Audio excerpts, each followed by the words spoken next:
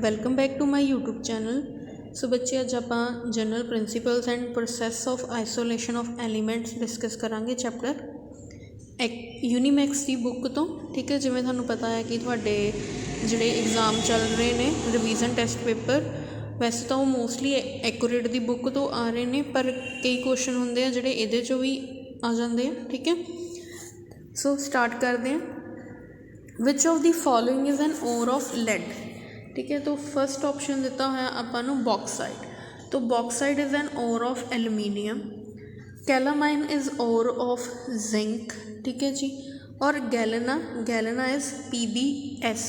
तो इत्थे अपने को लेड आ रहा, तो galena is an ore of lead. ठीक है जी, next one which is a sulphide ore.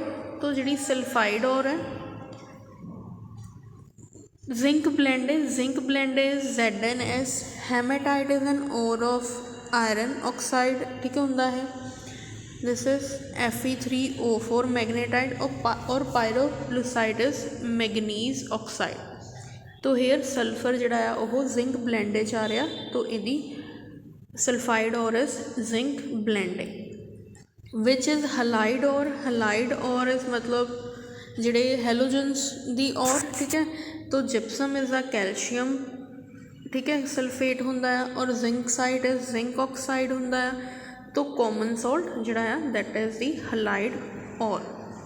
Formula of copper pyrite is a sulphide ore. तो जो इसका फॉर्मूला होंदा है that is copper FeS2। Formula of hematite ore हुणे अपने ऊपर हेमेटाइट पढ़िया, तो formula of hematite ore is Fe2O3। ठीक है जी, next one formula of bauxite. तो बॉक्साइड किहदी और होंदी है एलूमीनीयम दी, that's why answer is B। Formula of iron pyrites. तो जिहड़े आयरन पायराइड्स होंदे आ, iron pyrite is an ore of sulphur, मतलब सल्फाइड की इंप्योरिटी होंदी है इहदे च। ठीक है, दैट्स वाई FeS2। गैलेना दा फॉर्मूला हुणे कीता PbS। जिंक ब्लेंड भी कीता ZnS। मैगनेटाइट, तो जिहड़ा हेमेटाइट होंदा हेमेटाइट इज़ Fe2O3 और मैगनेटाइट इज़ Fe3O4। ठीक है, तो answer is B। Next one chromite is an ore of chromium. Hematite होने कीता। ठीक है, तो ये आयरन आ रहा, तो यह किहदी ओर होएगी आयरन दी। तो जिहड़ियां इंप्योरिटीज़ प्रेजेंट होंदियां आ ओर च उहनूं आपां गैंगे बोलते हैं। Process of obtain a pure metal from its ore. तो आप मैटालर्जी पढ़ते हैं। ठीक है, मैटालर्जी च आप मैटल्स नूं प्योरीफाई करते हैं कि जिहड़ियां मैटल्स होंदियां हाईली रिएक्टिव होंदियां, कई लो रिएक्टिव होंदियां, और कई जिहड़ियां मिडल रिएक्टिविटी वालियां होंदियां। तो हरेक लई जिहड़े आ अलग अलग प्रोसैस यूज़ कीते जांदे आ फॉर प्योरीफिकेशन। तो मैगनैटिक सैपरेशन, मैगनैटिक इंप्योरिटीज़ किद्दां आपां रिमूव कर सकते हैं by method of magnetic separation. Next question आ फ्रोथ फ्लोटेशन प्रोसैस यूज़ किया जाता है। एक किहदे ते बेस्ड हुंदा wetting property of ore particles.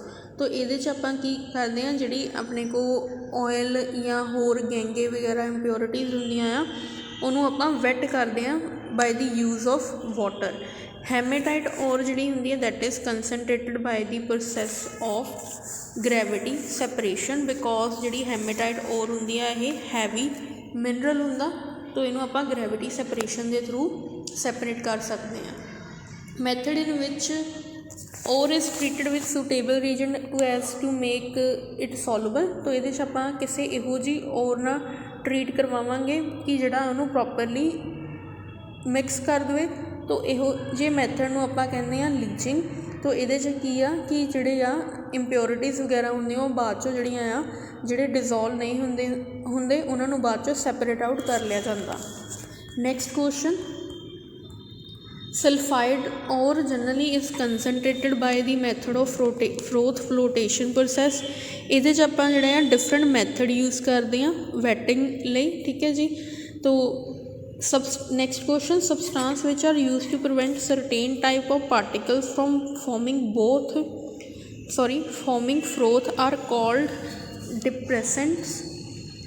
Which of the following ore is concentrated by froth flotation process. तो जी फ्रोथ फ्लोटेशन प्रोसैसिस होंगे आ that is generally used for the sulphide ores. तो ये अपने को hematite is an iron ore magnetite is तो manganese दी ओर आ, bauxite is aluminium ore copper pyrite is the sulphide ore, that's why copper pyrite is the correct answer. Metals which are always found in free state. तो gold silver and platinum जड़ियाँ होंदियां these are least reactive metals. So these threes are found in free state. तो इत्थे हुण दो option दिते हुए आ gold and silver. तो इन्हां दोनों तीन होंदियां प्लैटिनम भी होंदी आ जड़ियाँ लीस्ट रिएक्टिव होंदियां। The oil used in froth flotation process is pine oil. तो next in froth flotation process the particles of ore are float. तो जो फ्रोथ फ्लोटेशन प्रोसैस आप ऑयल वगैरह जोड़ा होंदा ठीक है तो वह सरफेस से आ जाता जिहदे करके की जोड़े पार्टिकल्स वो सरफेस से फ्लोट करने शुरू कर देंगे। लीचिंग जी is generally used for the aluminium ore ठीक है जी। तो एलुमीनीयम ओर लिए भी यूज़ की जाती है लीचिंग, सिल्वर दी ओर लिए भी यूज़ की जाती है और गोल्ड दी ओर लिए। Which gas is liberated during roasting. तो रोस्टिंग की आप जी मिडल रिएक्टिविटी वालियाँ होंदियां जिवें मेरे को जिंक सल्फाइड आ जिंक ब्लेंड आ। तो अगर मैं यदि रोस्टिंग करवावां in the presence of oxygen तो it will give zinc oxide and sulphur dioxide ठीक है जी। तो इस दो मॉलीक्यूल्स बनते सल्फर डाईऑक्साइड के। तो ऑप्शन ए जिहड़ा प्रोसैस हुंदा आपां हीट करते हैं excess of air below its melting point.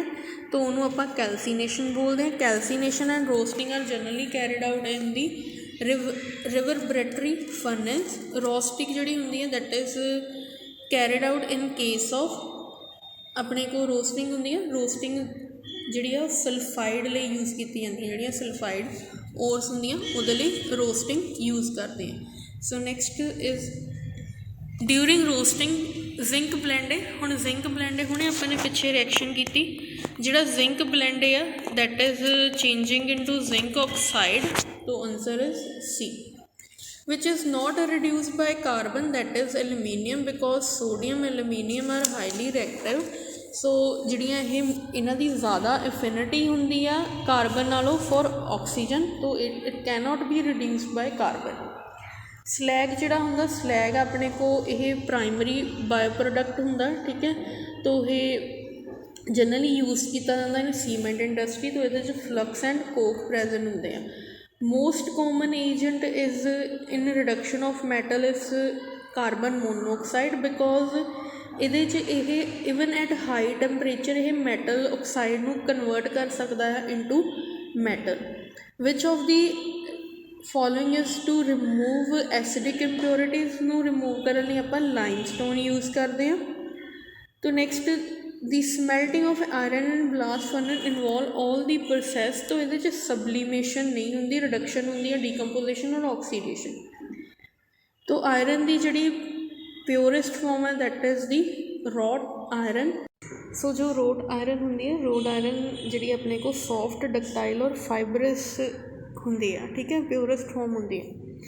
तो next question in blast furnace iron oxide is reduced by. तो आयरन ऑक्साइड नूं आपां रिड्यूस करते हैं with carbon monoxide. It will give rise to iron pure metal and 3 moles of oxygen ठीक है। Iron obtain from reduction zone of blast furnace उन्होंने आप spongy iron भी बोलते हैं क्योंकि दैट इज़ वेरी सॉफ्ट और डक्टाइल। इलैक्ट्रो रिफाइनिंग जी अपने को इंप्योर मैटल होंगी आ इंप्योर मैटल नूं आपां बोलते हैं एनोड और जी प्योर मैटल होंगी है that is cathode. Aluminothermic process aluminium as a reducing agent use किया जाता ठीक है। It reduce metal oxide to metal. Copper matte का formula it is a mixture of copper sulphide and iron sulphide. In Heroult process aluminium is formed at the cathode. Cathode जी है that is made up of carbon. Mond process or vapour phase refining is generally used for the refining of nickel. तो ये निकल अपने को iron और cobalt दी इंप्योरिटीज़ होंगे। Won ਆਰਕਲ method 'ਚ ਜਿਹੜਾ ਪਿਓਰੀਫਾਈ ਕੀਤਾ ਜਾਂਦਾ ਦੈਟ ਇਜ਼ ਜ਼ਿਰਕੋਨੀਅਮ ਐਂਡ ਟਾਈਟੇਨੀਅਮ। ਇਹਦੇ 'ਚ ਜਿਹੜੀਆਂ ਇੰਪਿਓਰਿਟੀਜ਼ ਹੁੰਦੀਆਂ ਉਹ ਆਕਸੀਜਨ ਐਂਡ ਨਾਈਟ੍ਰੋਜਨ ਦੀਆਂ ਹੁੰਦੀਆਂ, ਆਹ ਕਰਨ ਦੀ ਜ਼ਰੂਰਤ ਨਹੀਂ। Zone refining is generally used for the germanium and silicon, तो option is D. Vapour phase refining is used, तो वेपर फेस रिफाइनिंग होने पड़े फॉर रिफाइनिंग ऑफ निकल, तो answer is nickel. Next one is the metal which is use can be obtain from anode mud, तो anode mud तो ਜਿਹੜੀਆਂ metals obtain होंदियां that is gold silver platinum antimony selenium and tellurium, तो इत्थे silver का option हैगा। Extraction of gold, तो ये अपने को आपां जिंक की डेपोजिशन करवाने। Formula of cryolite that is sodium hexachloride aluminium, ठीक है जी। Gold and silver are extracted from the respective ore by the process of hydrometallurgy, ये आपां एक्वस सोल्यूशन यूज़ करते हैं, ठीक है, to extract metal from its ore.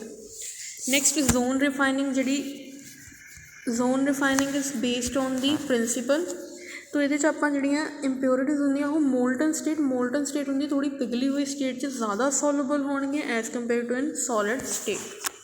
तो नैक्सट क्वेश्चन, जो substance which react with gangue to form easily fusible material is called flux. Titanium पिछे होने पड़े, titanium and zirconium are impurified by van Arkel method. Zone refining is use for the purification of metal. गिव्स free energy की equation होंगी entropy enthalpy T delta S is the entropy. तो delta G the for feasibility मतलब spontaneous reaction लिए always negative होनी चाहिए। First step होंगी है ये आपां की रोस्टिंग करते हैं इन प्रेजेंस ऑफ ऑक्सीजन। तो हीटिंग और with carbon in the absence of air is called reduction, reduction with carbon. वैसे ऑप्शन बी लगा हुआ है, ठीक है, जिथे आंसर दिते हुए तो B is wrong, reduction is the right answer. Electro refining of copper, some gold is produce, तो जिहड़ा गोल्ड आ गोल्ड इज़ दी इम्प्योर, तो ये as a B anode mud. Next one, which metal is use for extraction of silver and gold, तो ये आप zinc use करते हैं। सोडियम साइनाइड ਲਈ यूज़ किया मतलब कि ओर लीच करवाई जाती that is ore of silver and gold, तो ये आप पोटाशियम साइनाइड या सोडियम साइनाइड यूज़ करते हैं, तो इन्हों ट्रीट करवाने इन प्रेजेंस ऑफ एयर। तो cinnabar is HGS that is the ore of mercury. The role of calcination, तो calcination का role is all of above। A mineral is called an ore if ਉਹਦੇ 'ਚ ਆਪਣੇ को ਆਪਾਂ ਉਹਨੂੰ प्योरीफाई कर सकीए, ठीक है, मतलब सॉरी मिनरल ਜਿਹੜਾ ਆ मिनरल ਉਹ ਹੁੰਦਾ कि ਆਪਾਂ मैटल तो एक्सट्रैक्ट कर सकीए ਉਹ ਜਿਹੜੀ ਆਪਾਂ ਨੂੰ प्रॉफिट दे सके। प्योरीफिकेशन करना, तो प्योरीफिकेशन इज़ अपन जोन रिफाइनिंग, तो zone refining is the process use for the purification of metals. Next question, the ore having two different metals, तो अपने को हेमेटाइट एक ही आयरन सी, कैलामाइन जिंक सी, मैग्नेटाइट मैगनीज सी, तो कॉपर पायराइट दो मैटल से copper and iron. Blister copper जी होंगी दैट इज़ कॉपर कुछ इंप्योरिटीज़ होंगे।